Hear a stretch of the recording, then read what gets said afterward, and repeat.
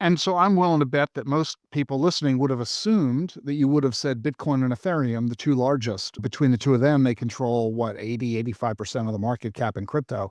So talk about why you chose Hash and XRP, Ripple, as opposed to the big known brands of Bitcoin and Ethereum. One, I'm here for ROI. The other ones have already seen their adoption curve. There's a lot of people that have already seen Bitcoin, got in early, done really well. And both of those, are established blue chips in the space. I don't think they're going anywhere. They are, in my mind, more of a Alta Vista or a Napster to Google or Spotify. Early stage, first movers, large amounts of adoption, disruption in the space. But over the duration, I believe that there are going to be other networks that are adopted at scale and actually surpass those in market cap. Total today for crypto is around $3 trillion.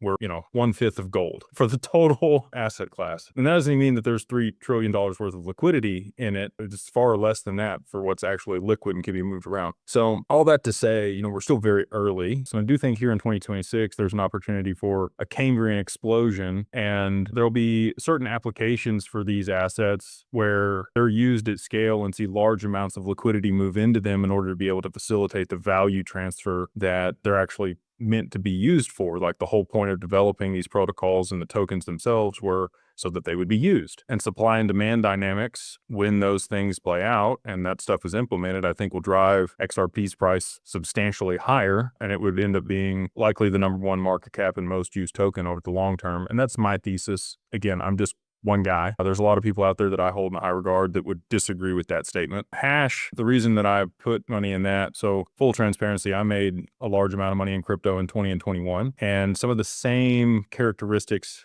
on a few of the tokens that I got in early are very similar to Hash. So it's not listed on major exchanges. You wouldn't be able to hold it in institutional custody. You would have to hold it on an exchange or a cold wallet. And it's not listed very many places. So the liquidity in it's low. Figure Markets, you guys may know who that is. They just went public here in late 2025. They're rolling up mortgage-backed securities, and they're doing it on chain on Provenance. There's also about $450 million worth of whole life insurance that's been tokenized on Provenance. Provenance's native token is Hash. And so in my mind, all right, these are real world applications that are driving value and demand for this network and the token, and that token is going to be used to facilitate value transfer on the network. All those things culminate to me thinking, all right, this is worth taking a position in while it's less than 3 pennies. And if it works out, some of the stuff did for me in 20 and 21, it'll be very lucrative. But that's about 1% of my portfolio. 99% of my portfolio is XRP.